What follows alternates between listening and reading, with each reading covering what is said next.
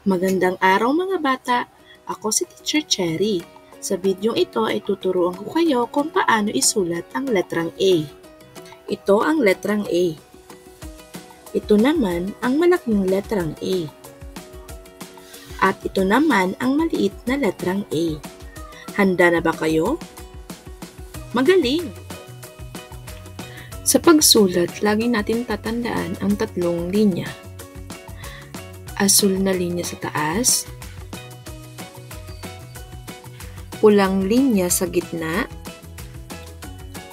at asul na linya sa ibaba. Ito ang magsisilbing gabay upang maging maayos at malinis ang ating sulat. Tara, isulat na natin ang malaking letrang A. Simula sa asul na linya sa itaas, gumawa ng pahilis na linya pakaliwa hanggang sa asul na linya sa ibaba.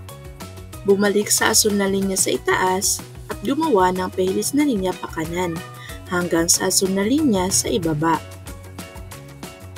At gumawa ng pahigang linya simula sa kaliwa pakanan. Ngayon, kayo naman. Isulat ang malaking letrang A. Pahilis na linya pakaliwa, pahilis na linya pakanan, at pahigang linya. Mahusay mga bata! Ngayon, isulat naman ang maliit na letrang A.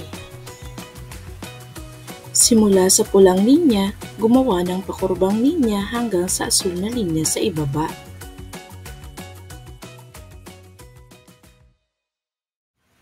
Babalik sa pulang linya at gumawa ng patayong linya hanggang sa asul na linya sa ibaba.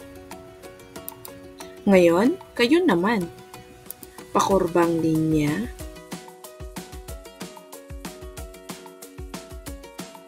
at patayong linya.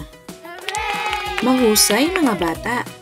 Ngayon, isulat na natin ang malaki at maliit na letrang A.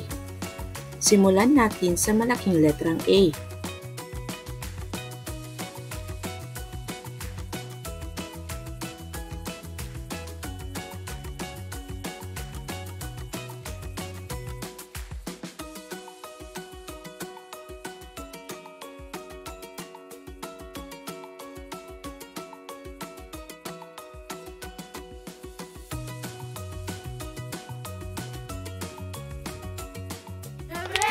Mahusay mga bata!